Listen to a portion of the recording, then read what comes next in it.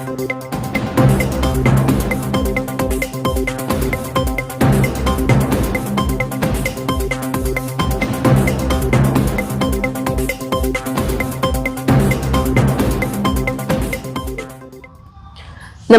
मी दीक्षा दिंडे. मी पुण्याहून आली आहे. आज चिपळूणमध्ये येण्याचं एक विशेष कारण आहे, ते म्हणजे आज आम्ही जो प्रोजेक्ट करतोय इक्विब्रिज फाउंडेशन मार्फत इन्क्लुजन यात्रा, याचा 103वा दिवस आहे. इन्क्लुजन यात्रा का सुरू केली त्याला थोडीशी एक छोटी पार्श्वभूमी आहे, ती मी सांगते. मी पब्लिक पॉलिसीमधून माझं मास्टर्स UK मधून पूर्ण केलं. परदेशातली परिस्थिती आणि भारताची परिस्थिती ही पाहिली तर अगदी विरुद्ध आहे. परदेशात जेव्हा मी शिकत होते, 1.5 वर्ष जेव्हा तिथे राहिले, तेव्हा मला एक सन्मानाची वागणूक मिळत होती, एक नागरिक असल्याची भावना मिळत होती, कारण की तिथे असलेल्या सोयी सुविधांचा सगळा पुरेपूर वापर मी करून घेत होते. आणि मला कधीच असं जाणवलं नाही मी अपंग आहे, मी डिपेंडंट आहे, कारण मला अडथळ्याविरहित एका जगात संपूर्णतः सामावून घेतलं गेलेलं. पण जेव्हा भारतात परत आले तेव्हा ही परिस्थिती अगदी विरुद्ध दिसली. याच्यावर काम व्हावं, ॲक्सेसिबिलिटीवर काम व्हावं हा विचार होता. आणि जेव्हापासून 2024ला परत आलाय तेव्हापासून ह्याच विषयाला धरून आम्ही काम करतोय. माझं शिक्षण पब्लिक पॉलिसीमध्ये झालं असलं तरी मी करिअरमध्ये बाय प्रोफेशन डेव्हलपमेंट सेक्टरमध्ये काम करते आणि सामाजिक क्षेत्रातच इथून पुढे काम करण्याची, अपंग हक्क क्षेत्रात काम करण्याची माझी इच्छा आहे. या विषयाला धरून आम्ही महाराष्ट्र फिरूयात, महाराष्ट्रात एकंदरीत अपंगत्वाला धरून परिस्थिती काय आहे हे जाणून घेऊयात असा विचार मनात आला. आणि 8 सप्टेंबरला आम्ही आमचं घर पुण्याचं सोडलं आणि तेव्हापासून माझा पार्टनर अमोल आणि आम्ही दोघेही महाराष्ट्राची यात्रा करतोय, संपूर्ण महाराष्ट्र फिरतोय आणि महाराष्ट्रातल्या गावोगावी तालुक्याच्या ठिकाणी जाऊन अपंगत्व समजून घेताना हा कार्यक्रम शाळा, कॉलेज, प्राथमिक शाळा किंवा शिक्षक, विद्यार्थी आणि पालक यांच्या सोबत करतोय. तिथल्या संस्था ज्या अपंग हक्कांवर काम करतात त्यांची माहिती घेतोय. विशेष करून आम्ही अपंगत्व नसलेल्या लोकांशी संवाद साधतोय, जेणेकरून त्यांच्यामध्ये या विषयाला धरून जनजागृती होईल. ते लोक सुद्धा या विषयाकडे एक संवेदनशील दृष्टिकोनातून पाहतील आणि अपंगांना एक माणूस म्हणून वागणूक देण्याच्या प्रक्रियेचा ते एक भाग होतील. असा एक साधारण उद्देश ठेवून आम्ही बाहेर पडलो आणि सतत प्रवासात आहोत. तुम्ही आता फिरताय, तुम्हाला कसा प्रतिसाद मिळतोय, काय नवीन अनुभव येतात तुम्हाला? या प्रवासात आम्हाला अतिशय सुंदर लोकांनी प्रतिसाद दिला. म्हणजे ही संपूर्ण यात्राच आम्ही लोकसहभागातून करू शकलो. आमची गाडी ही सुद्धा आम्हाला कोणीतरी दिली आहे आणि प्रवासाच्या वेगवेगळ्या टप्प्यांवर आम्ही लोकांच्या घरी राहिलो, त्यांच्या सोबत आमचा कनेक्ट झाला. त्याचसोबत शाळा, कॉलेज किंवा तिथले विद्यार्थी यांनी सुद्धा आम्हाला खूप चांगला सपोर्ट दिला आणि अतिशय हा कॉज तुमचा नसून हा आमचा कॉज आहे आणि आम्ही सुद्धा याच्यामध्ये कुठल्या ना कुठल्या तरी रूपात कॉन्ट्रीब्यूट करू इच्छितो अशी प्रत्येकाने जी तळमळ दाखवली किंवा तयारी दाखवली, त्याच्यामुळे आम्ही हा इतका टप्पा पूर्ण करू शकलो. यात्रे आता अगदी शेवटच्या टप्प्यात आहे आणि येत्या 3-4 दिवसात सावंतवाडीमध्ये आमचा अखेरचा म्हणजे शेवटचा दिवस आहे, तो आम्ही तिथे करू आणि तिथल्या विद्यार्थ्यांसोबत संवाद साधू. तुम्ही परदेशात गेला होतात, परदेशातले तुम्हाला काय अनुभव आले असतील? परदेशात लोकांची मानसिकता दिव्यांगाकडे बघण्याची आणि आपल्या भारतात किंवा महाराष्ट्रामधली जी मानसिकता आहे त्याच्यात काय फरक वाटला तुम्हाला? मुळात परदेशामध्ये जेव्हा मी एक अपंग महिला म्हणून जाते शिकायला, तेव्हा माझ्याकडे एक अपंग म्हणून बघितलं जात नाही, मला माणूस म्हणून तिथे वागवलं जातं. तिथे जे काही इन्फ्रास्ट्रक्चर उभं राहिले, ज्या काही सोयी सुविधा तिथे उभ्या राहिलेल्या आहेत, त्याच्यामुळे मला कधीच मी कोणावर तरी अवलंबून आहे, मला बाहेर जाण्यासाठी कोणाची तरी मदत घ्यावी लागेल ह्याचा विचार नाही करावा लागला. म्हणजे काय झालं, मी जेव्हा म्हणते की मी UK मध्ये 1.5 वर्षाच्या काळात अडथळ्याविरहित जगात राहिले, म्हणजे नक्की काय झालं तर मी माझी बस पकडली, मी माझी ट्रेनमध्ये चढले, मी मला हवं तेव्हा कॅफेमध्ये कॉफी प्यायला गेली, मला हवं तेव्हा माझ्या फ्रेंड्ससोबत मी बाहेर गेली, फिरायला गेली आणि ही सन्मानाने जगण्याची वागणूक मला तिथे मिळाली. मला कुणीही तिथे जाणवू दिलं नाही किंवा तिथल्या इन्फ्रास्ट्रक्चरने जाणवून दिलं नाही की तू दुय्यम इथल्या जागेचा भाग आहेस, तू दुय्यम नागरिक आहेस. आणि कोणी मला सिंपती पण नाही दिली. म्हणजे आपल्या इथे ना जो इतकी वर्ष मी बघत आली आहे, लोकांचा जो आउटलुक आहे, बघण्याचा अप्रोच आहे, तो म्हणजे अपंगत्वाकडे फक्त एका इन्स्पिरेशनल दृष्टिकोनातून पाहिलं जातं आणि मग नंतर जेव्हा काम करण्याची वेळ येते तेव्हा फक्त अगदी समाजातली मुठभर लोक असतात जी ती खरंच काम करायला तयार असतात, पण त्या व्यतिरिक्त त्याच्या पुढे जाऊन कोणाला काम करण्याची तयारी नसते. त्यामुळे सिंपती दाखवणं फार सोपं वाटतं. म्हणजे अरे फार वाईट झालं, इतकी सुंदर दिसता, पण मग आता काय, असे खूप सारे विचित्र प्रश्न विचारले जातात. किंवा तुम्हाला अपंगत्व कशामुळे आलं, मग तुमच्या घरी कोणी अपंग आहे का, मग तुमच्या बहिणीला अपंगत्व आहे का, किंवा ह्याला अपंगत्वाला तुमच्या कर्मांसोबत जोडलं जातं, मागच्या जन्मीच्या पापांसोबत जोडलं जातं. माझ्यासोबत हे कधी तिकडे झालं नाही जे इकडे होत होतं. त्यामुळे मला ती सन्मानाची वागणूक मिळू शकली आणि मी माझं शिक्षण पूर्ण करू शकले कुठल्याही अडथळ्याविना. मग तुम्ही म्हणता की जिकडे जे परदेशामध्ये तुम्हाला जे अनुभवता आले नाही, जे तुम्हाला आव्हान आली नाही, ते भारतामध्ये येतात. हो, आता रोज येतात का? कारण आता तुम्ही ज्या पद्धतीने लोकांसमोर जाताय, तुम्ही कॉन्फिडन्सली बोलतायत, तुम्ही एज्युकेशन घेतलेलं आहे, परदेशात गेलेला आहात, तर आता तुम्ही कॉन्फिडन्सली लोकांसमोर जाता तेव्हा तोच प्रतिसाद असतो. मी माझ्या समूहातून जी मुठभर लोक पुढे जाऊ शकतात, कारण की ते प्रिव्हिलेज असतात. प्रिव्हिलेज म्हणजे त्यांना शिक्षण मिळतं आणि ती पुढे जातात आणि कुठेतरी ते एक आवाज बनतात. त्या मुठभर प्रिव्हिलेज लोकांपैकी मी एक आहे असं मी मानते स्वतःला.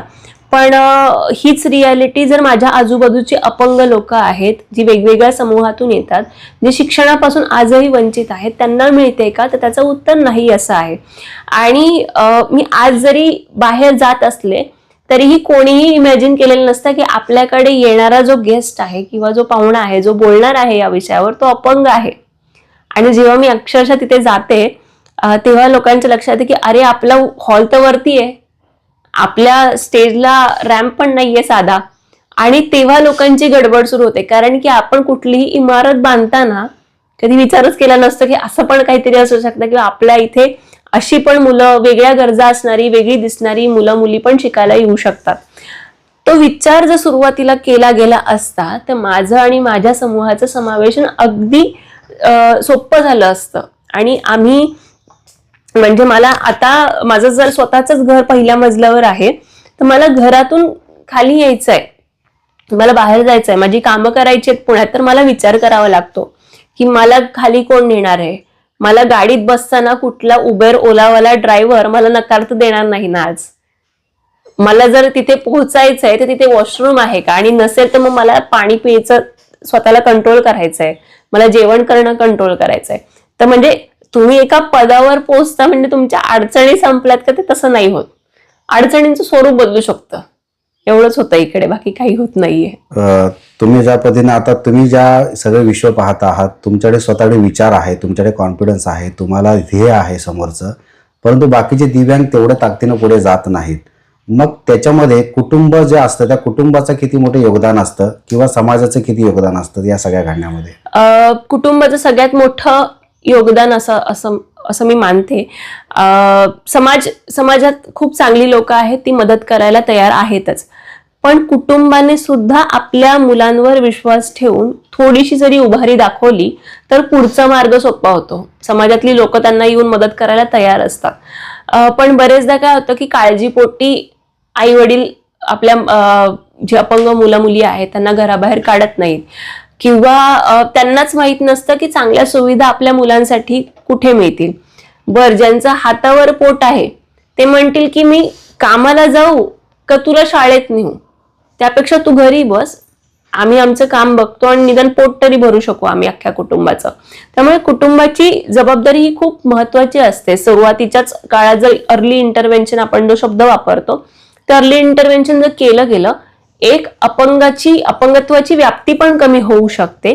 2, त्या मुला मुलीला जे त्याचा उमेदीचा काळ असतो सुरुवातीचा, त्याच्यात कोणीतरी आपल्याला सपोर्ट करणारं आहे याची जर जाणीव झाली तर ते मूल सुद्धा त्याच उभारीने पुढे जाऊन एक जिद्दीने काम करू शकतं असं मला वाटतं. त्यामुळे हो, कुटुंबाची भूमिका आहेच महत्वाची.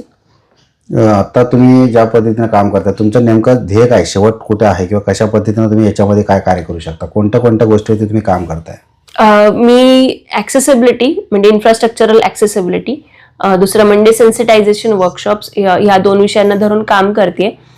यात्रेचा शेवटचा दिवस आमचा सावंतवाडीत असणार आहे. सावंतवाडीला यात्रेचा शेवट होईल. परंतु याच्यानंतर काय असं बरेचदा वाटतं. तर हा आमच्यासाठी स्वतःसाठी एक चिंतनाचा विषय असेल. कारण आम्ही महाराष्ट्र फिरलाय, आम्ही महाराष्ट्रातले वेगवेगळ्या अडचणी जाणून घेतल्यात, महाराष्ट्राचा लँडस्केप समजून घेतलाय. मी जर एकच सांगितलं तुम्हाला की मला हो ना या विषयावर काम करायचं, तर मी दुसऱ्या जिल्ह्यातल्या व्यक्तीचा विचार करत नाहीये असं त्याचा अर्थ होईल. कारण प्रत्येक जिल्ह्याचे प्रॉब्लेम वेगळे आहेत, प्रत्येक माणसाचे प्रॉब्लेम वेगळे. तर माझ्यासाठी आत्ता खरंच मला माहित नाही मी काय करेन. माझ्या डोक्यात काही विषय आहेत 5-6, त्याच्यावर कसं काम करता येईल ह्याचा आमचा प्रयत्न असेल. पण ह्या सगळ्यांना सामावून घेऊन कसं काम पुढे नेता येईल याच्यासाठी माझ्याकडे आत्ता उत्तर नाहीये. बहुधा येत्या काही दिवसात ते उत्तर, जेव्हा आम्ही पुन्हा घरी जाऊ, सगळा आराखडा घेऊ, रिपोर्ट बनवू अख्ख्या प्रोजेक्टचा, तेव्हा मला वाटतं ते उत्तर आम्हाला सापडू शकतं. आता तुमच्यावर कोण कोण आहेत आता तुम्ही फिरतायत? आता माझ्यासोबत माझा पार्टनर अमोल आणि मी, आम्ही दोघंच फिरतोय. पार्टनर म्हणजे? माझा नवरा. अच्छा, हे सांगा स्पष्ट लोकांना, म्हणजे लोकांना आशा वाटेल की आपण सुद्धा विवाहित असू शकतो, आपल्या सुद्धा पार्टनर आहेत. माझ्यासोबत आता माझा नवरा अमोल आणि मी, आम्ही असं 2 जण प्रवास करतोय. तुम्ही आता जो काही अनुभव घेतलाय, आता जन्मापासून शिक्षण तुम्ही घेतलात, तो तुमचा प्रवास झाला, किंवा आता भविष्यात तुम्हाला काय अनुभव, याचं काय डॉक्युमेंटेशन वगैरे तुम्ही केलेलं आहे की करणार आहात वगैरे? स्वतःच्या अनुभवांचं माझे बरेचसे पॉडकास्ट आहेत ऑनलाईन, युट्यूबला व्हिडिओज पण आहेत. तर तिथे माझ्या स्वतःच्या आयुष्याबद्दल माहिती मिळू शकते. आणि मी ना शक्यतो आता स्वतःचं जे आयुष्य आहे, म्हणजे जे काही गोष्टी झालेल्या आहेत त्या गोष्टी सांगणं टाळते. किती दिवस मी तेच रडगाणं गात बसू आणि दुसऱ्याला इन्स्पिरेशन वाटावं असं बोलत बसू. मला लोकांना काहीतरी ऍक्शन पॉइंट द्यावे लागतील, काहीतरी कृतीशील कार्यक्रम द्यावा लागेल. त्यासाठी आता माझं पूर्ण बोलण्याचा जो काही हे आहे, काय म्हणू आपण, मी लोकांना आता ऍक्शन पॉइंट्स देण्याच्या जास्तीत जास्त प्रयत्नात आहे की त्यांनी काय केलं पाहिजे, त्यांनी या मुवमेंटमध्ये कसं सहभागी झालं पाहिजे. एक संवेदनशील नागरिक किंवा एक सहसंवेदना म्हणून पण आपण कसं एक आपल्या पियर्स सोबत वागलं पाहिजे, याची आम्ही जास्तीत जास्त तयारी करून घेतोय लोकांकडून. शेवटी 1 मिनिटामध्ये समाजाकडून तुम्हाला काय अपेक्षित आहे, किंवा दिव्यांगांनी समाजाबरोबर वागताना किंवा दिव्यांगाकडे समाजाने बघताना कसं बघावं, दिव्यांगांची सुद्धा त्याच्यामध्ये भूमिका महत्त्वाची आहे, तर दोन्हीकडून कशा पद्धतीचा प्रतिसाद असायला? बरोबर. मला असं वाटतं ना की समाजातून खूप चांगल्या व्यक्ती आहेत ज्या पुढे येत आहेत, अपंगांना मदत करतायत. अपंगांची पण एक थोडीशी छोटीशी जबाबदारी अशी उरते की त्यांनी सुद्धा स्वतःची विजिबिलिटी दाखवावी, जास्तीत जास्त विजिबिलिटी दाखवावी. त्यांनी काय होईल की आपण एक प्रेशर ग्रुप म्हणून काम करू शकू. आपलीच जर विजिबिलिटी बाहेर नसेल तर लोक म्हणतील की अरे आमच्याकडे एखाद दुसरा अपंग येतोय वर्षातून, त्याच्यासाठी कुठे आम्ही सोयी तयार करायच्या. असा जो लोकांचा अप्रोच आहे तो खोडायला फार मदत होईल. आपली जी भूमिका आहे ती सोयी सुविधा मागणारी असावी. म्हणजे आपण पेन्शन घेतोय, आरक्षण मागतोय, ती गोष्ट ठीक आहे, ती लागणारीच गरज आहे आत्ताच्या काळात. पण कुठपर्यंत हे मिळणारे 2-2.5 हजार आपल्याला मदत करतील, आपल्याला ह्या 2.5 हजारावरून 20 हजार कसे कमवता येतील, यासाठी शासनाकडे नोकरी तर मागितली पाहिजे, काम तर मागितलं पाहिजे. हाताला काम असेल तर आपण पोट भरू शकू, आपलं भरू शकू, कुटुंबाचं भरू शकू आणि मग त्या गरिबीच्या दरीतून आपण बाहेर येऊ शकू. त्यामुळे जशी शासन काम करेल न करेल, आपण आपल्या परीने पूर्णतः लढा देण्याचा प्रयत्न करूयात, आपला आवाज आणखी बुलंद करण्याचा प्रयत्न करूयात. आता चिपळूणला आलेला आहात, चिपळूणचा अनुभव कसा वाटला? चिपळूणचा अनुभव अतिशय सुंदर मला वाटतोय. अशोक काकांकडे आलीये आणि जसं मी म्हणलं की या प्रवासात खूप नवीन नवीन व्यक्ती भेटतात, त्यापैकीच एक अशोक काका आहेत. आणि मला इथे आल्यावर कळतंय की यांचं काम आणि यांच्या सगळ्या टीमचं काम इतकं मोठं आहे. ते सुद्धा अपंगांना एक लीडर बनवण्याचं काम करतात, प्रक्रियेमध्ये आहेत. आणि या प्रक्रियेमध्ये मला पण कसं योगदान देता येईल हा माझा प्रयत्न असेल इथून पुढच्या काळात. आणि सोबत राहू, संवादी राहू आणि काम करत राहू, एवढंच सांगेल आता तरी. धन्यवाद. थँक्यू.